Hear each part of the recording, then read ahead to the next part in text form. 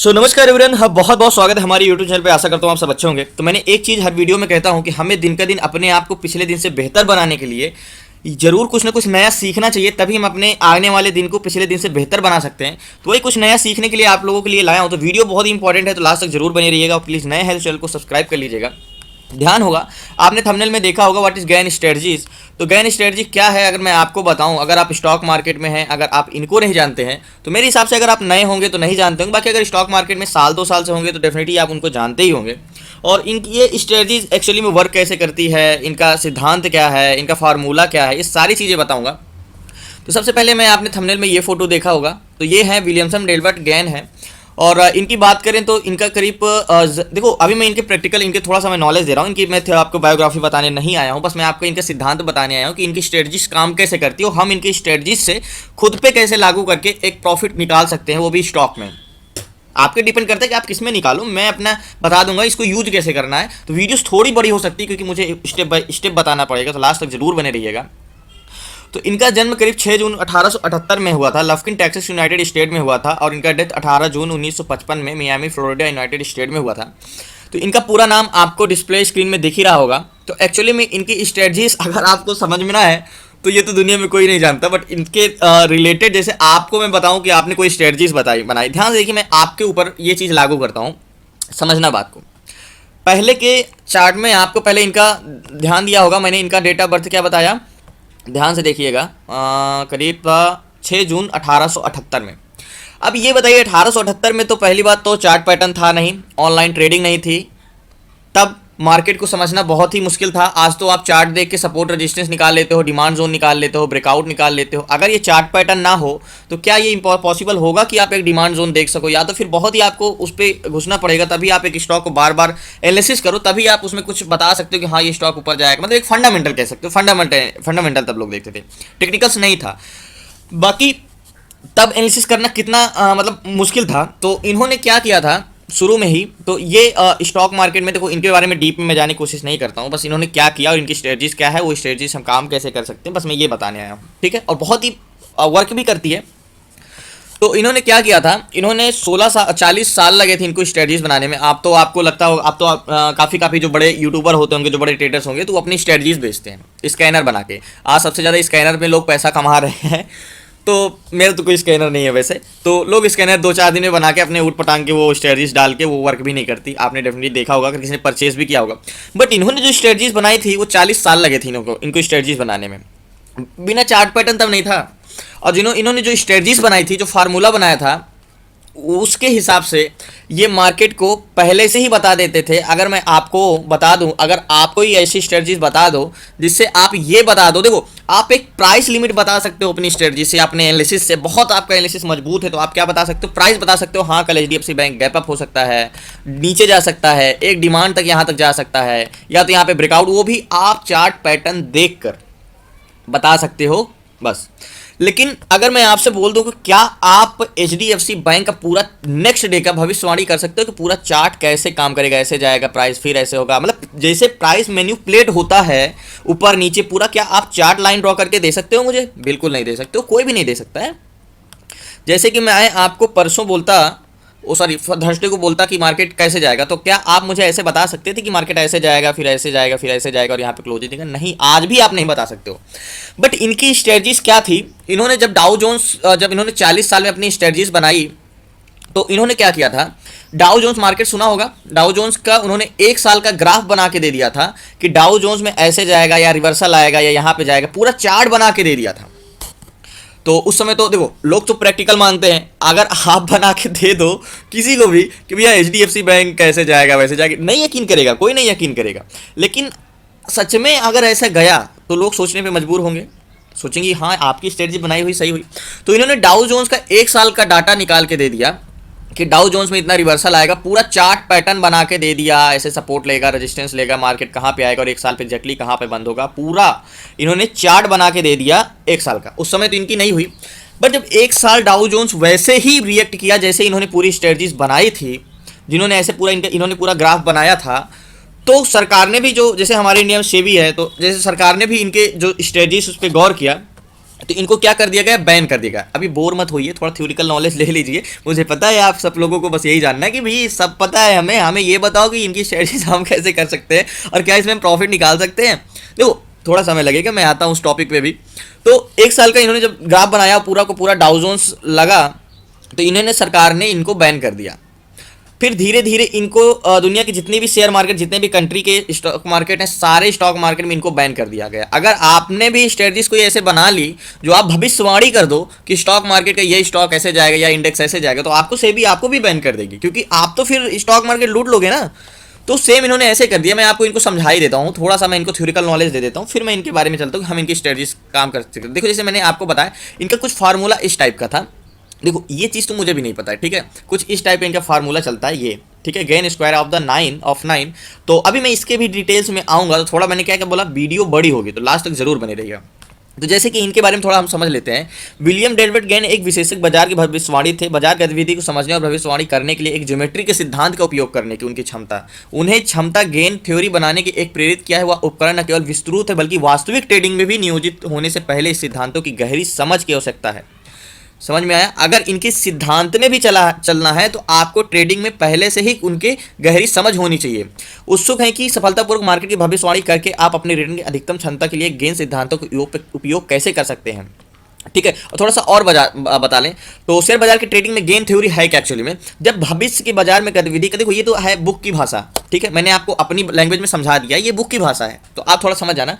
जब भी भविष्य के बाजार की गतिविधि की भविष्यवाणी करने की बात आती है तो गेन थ्योरी अविश्वसनीय रूप से उपयोगी है। गेन की थ्योरी का मुख्य उद्देश्य यह समझना है कि विभिन्न बिंदुओं पर समय में विभिन्न पहलुओं को बाजार का क्या प्रभाव पड़ेगा। जो मैंने आपको अपनी भाषा में समझा दिया, ये बुक की भाषा है, ठीक है। गेन थ्योरी बाजार के भविष्य की गतिविधि की भविष्यवाणी करने के लिए उपयोगी। उदाहरण के लिए एक निश्चित बाजार पैटर्न शेयर की गति को प्रभावित कर सकता है। समय एक साथ बिंदु या है मूल्य हो सकता है, बाजार में प्रभावित कर सकता है। इस रिश्ते को समझने और इसके आधार पर बाजार भविष्यवाणी करना गेन थ्योरी का उद्देश्य है। मतलब कि गेन थ्योरी का उद्देश्य क्या है, गेन स्ट्रेटजीज का क्या है, भविष्यवाणी करना।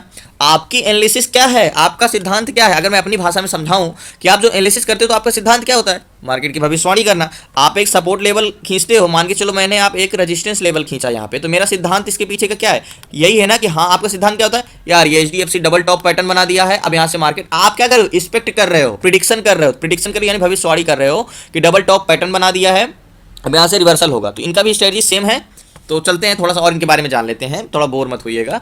देखो और गेन थ्योरी की व्याख्या, इनके थोड़ी बात, इनकी थ्योरी की इनकी क्या समझ है, क्या क्या यूज करते हैं, इनको बारे में जान लेते हैं। WD गेन एक मूल्य चार्ट का विश्लेषण करने के लिए द्वितीय तरीकों का समूह विकसित किया है। थ्योरी के अनुसार विभिन्न कोणों और पैटर्न, इन्होंने यूज क्या करता है, कोण पैटर्न, आपने 9th में पढ़ा होगा। कोण पैटर्न ऐसी विशेषता है जो किसी को मूल्य क्रिया की भविष्यवाणी करने की अनुमति देती है। गेन तकनीक लागू करने के लिए मुख्य अंतराल को समान समय दोनों उपयोग चार्ट पर किया जाता है। भविष्यवाणी करने के लिए गेन की तकनीक कोणों की एक श्रृंखला प्रयोग होती है। ये सब छोड़ो, आपको ज़्यादा जानना नहीं है सब चीज़ें, और चलते हैं गेन स्ट्रेटजीज। अब देखो ये गेन स्ट्रेटजी जब इन्होंने इनके बारे में थोड़ा मैं अपनी भाषा में समझा देता हूँ, डीप में जाने की कोई जरूरत नहीं, बुक की भाषा समझने की कोई जरूरत नहीं। देखो जब इनको सरकार ने बैन कर दिया था तो इन्हें ट्रेडिंग करनी ही नहीं आती, तो जो इनकी स्ट्रेटजीज थी, जो इनका फार्मूला था, जैसे मैं ये बता रहा हूँ फार्मूला, तो ये इन्होंने किसी को शेयर नहीं किया था। मान लीजिए चलो आपने स्ट्रेटजीज बनाई, तो ये क्या किया था, जो आपने स्ट्रेटजीज बनाई थी इन्होंने किसी को शेयर नहीं किया था, अपने फैमिली मेम्बर्स को भी शेयर नहीं किया था।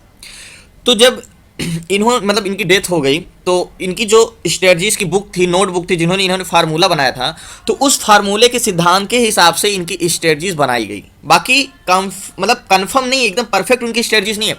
अब गेन थ्योरी समझने के लिए आपको कम से कम 12 साल लगेंगे थ्योरी समझने के लिए। मैंने कहा ट्रेडिंग लिए नहीं, आप ट्रेडिंग तो तुरंत अपना प्राइस डालोगे, वो टारगेट और सपोर्ट आपको बता देगा। मैं अभी बताता हूँ कैसे।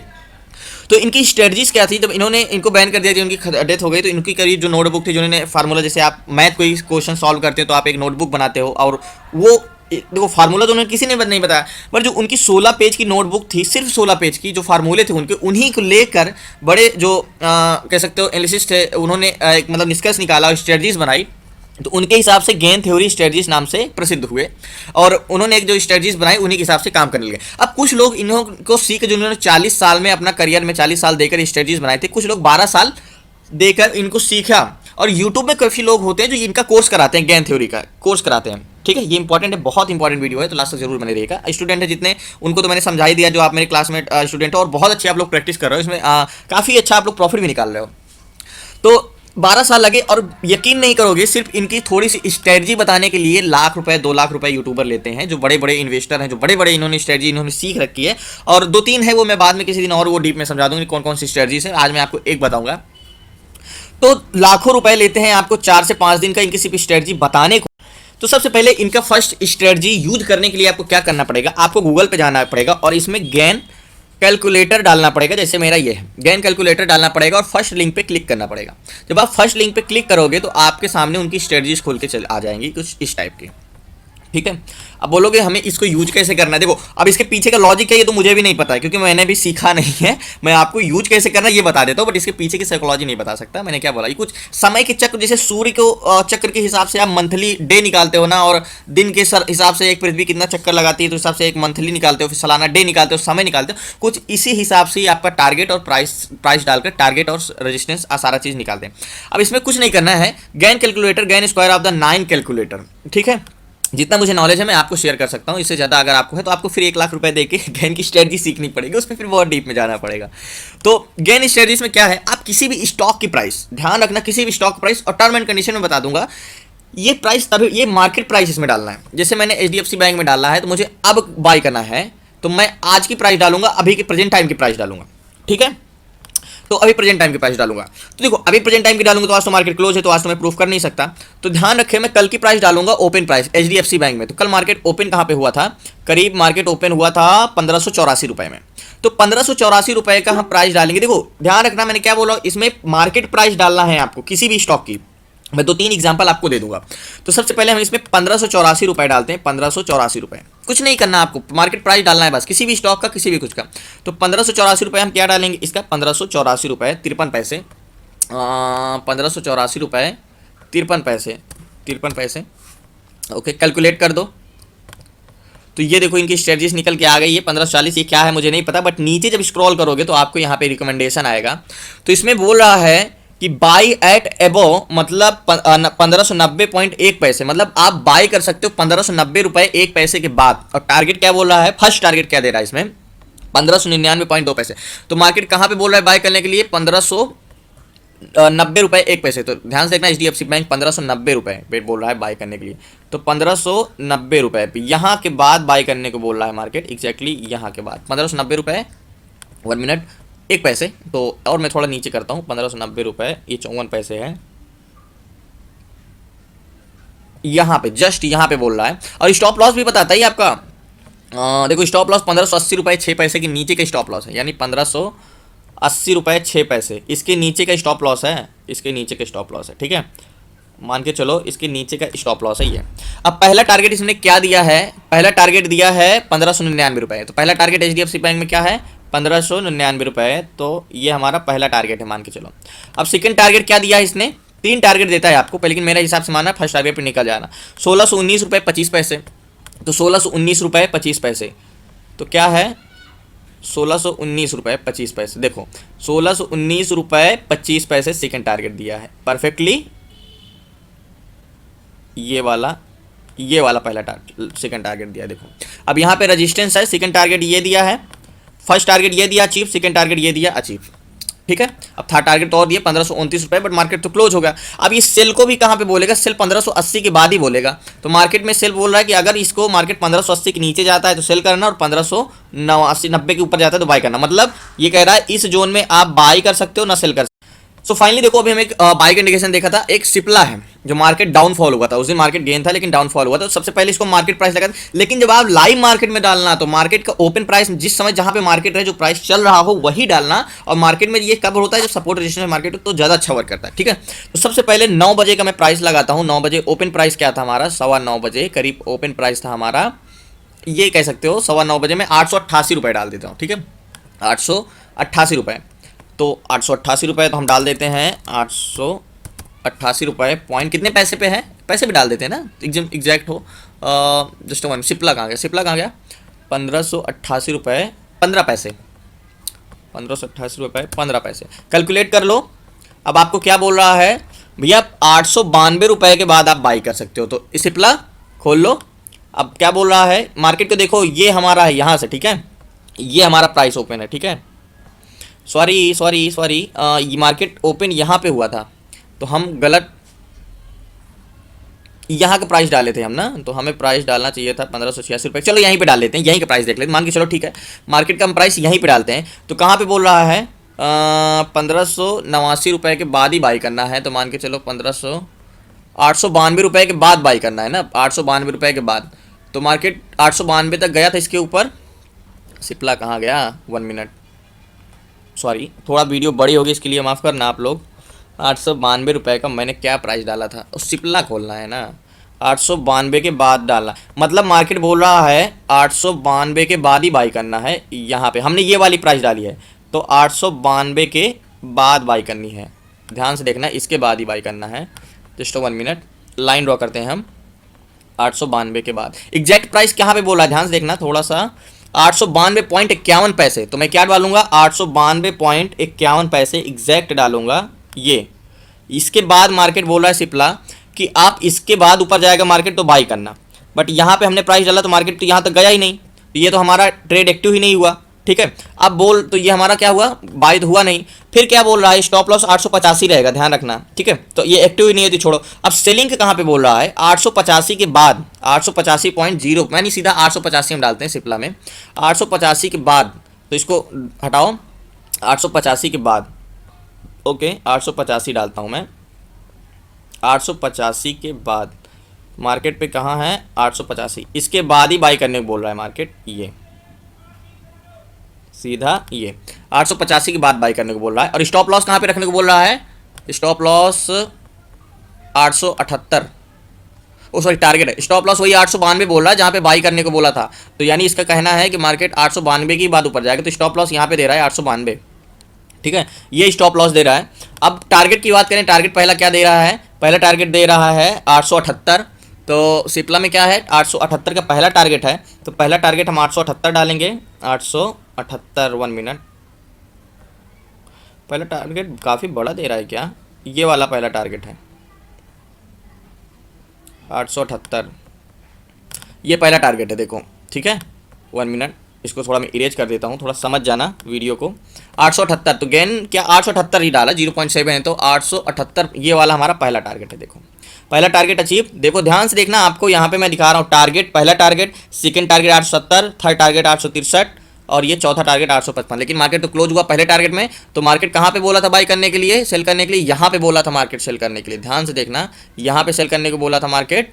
स्टॉप लॉस कहाँ पे बोला था, ऊपर बोला था, और मार्केट ये। अब बाई करने को कहाँ पे बोला था, इसके ऊपर बाई करने को बोला था, और इसके बाद सेल करने को बोला था। तो याद रखना, इससे आप एक डिमांड जोन, एक रजिस्टर जोन निकाल सकते हो और कंफर्मेशन ले सकते हो, रिटेल सेक्शन, जो चीज़ मैंने आपको क्लास में पढ़ाया है। तो बहुत इंपॉर्टेंट है, अगर हम एनालिसिस करते रहेंगे तो इस तरह तो हर स्टॉक में बहुत कुछ देखना पड़ेगा, लेकिन आपके समझने के लिए इतना बहुत है, आप इसको प्रैक्टिस कर लीजिएगा, बहुत काम की चीज़ है। तो ये चीज़ आपको सीखना चाहिए और लाइव मार्केट में इसको प्रैक्टिस करना चाहिए। ये अगर आप 2-3 दिन के लिए भी ट्रेड लेते हैं तो बहुत है, मेरे हिसाब से ये पहला टारगेट तो अचीव करता ही करता है, अगर टारगेट अचीव होता है। ये गेन स्ट्रेटजीज कोई कह सकते हो सड़क छाप को बनाया हुआ कोई स्कैनर नहीं है, ये बहुत ही महान थे जिन्होंने बनाया है।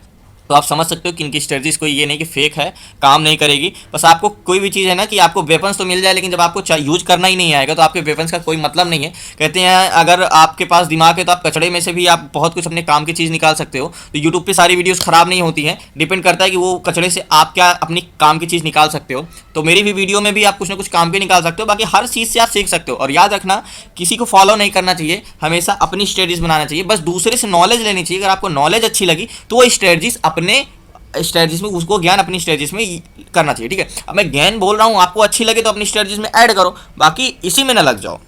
ये आपको कोई भी चीज़, कोई भी स्ट्रेटजी, कोई भी स्कैनर को हमें यूज करने से पहले कम से कम 10 से 20 बार उसको बैक टेस्ट करना चाहिए। बहुत बहुत धन्यवाद आप लोगों का वीडियो देखने के लिए, लास्ट तक बने रहने के लिए। थोड़ा बोर किया होगा आप लोगों को, तो टाइम वेस्ट हो गया होगा आप लोगों का। तो कल मिलते हैं न्यू ट्रेड, न्यू स्ट्रेटजी के साथ। आज तो संडे था, आज तो कोई ट्रेड नहीं, बाकी आप लोगों की क्लास 7 बजे से है, और क्लास में आप लोगों को जुड़ना है, डिटेल्स में सारी स्ट्रेटजी, सारी कुछ सीखना है ऐसे ही। तो आप क्लास में जुड़ सकते हो, डिस्क्रिप्शन पे नंबर है, सिंपली आप हर एक चीज़ स्टेप स्टेप बाई। कहते हैं कि ज्ञान आधा जहर के समान होता है, तो कहीं से भी ज्ञान लो तो पूरा लो। तो एक चैप्टर होता है स्टॉक मार्केट का, तो वैसे ही हमें यूट्यूब पे तो ज्ञान मिल जाता है, लेकिन थोड़ा थोड़ा अधूरा अधूरा मिलता है, तो इसलिए हम लॉस कर लेते हैं। बट आप चैप्टर बाई चैप्टर अगर हर स्ट्रेटजीज, हर रूल्स, हर पैटर्न्स जानने हैं तो आपको क्लास ज्वाइन कर सकते हैं आप। और क्लास मैं सिर्फ आपको मैं ऑप्शंस नहीं बताता हूँ, आपको मैं स्टॉक में बताता हूँ। और डेफिनेटली आप जितने भी स्टूडेंट हो स्टॉक में प्रॉफिट कर लेते हैं। तो मेरे भी जितने भी स्टूडेंट हैं वो कहते हैं सर आप जब आप स्टॉक में करवा रहे हो तो हम स्टॉक में आदत पड़ गई है, हमें ऑप्शन में जाने की जरूरत नहीं, क्योंकि हमारे स्टॉक में 10 में से 9 ट्रेड प्रॉफिट में जाते हैं। तो देखो मैं कुछ अपने से नहीं कहना चाहता हूँ, बाकी आप पहले इसको फॉलो करिए, वीडियोस देखिए, वीडियो में बहुत कुछ सीखने को है। तो आप अगर होनहार है तो आप उसमें से कुछ बहुत कुछ सीख सकते हैं। तो लास्ट तक बने धन्यवाद। प्लीज नए चैनल को सब्सक्राइब कर लीजिएगा। कल मिलते हैं न्यू ट्रेड न्यूज शेयर के साथ। जय हिंद, जय भारत।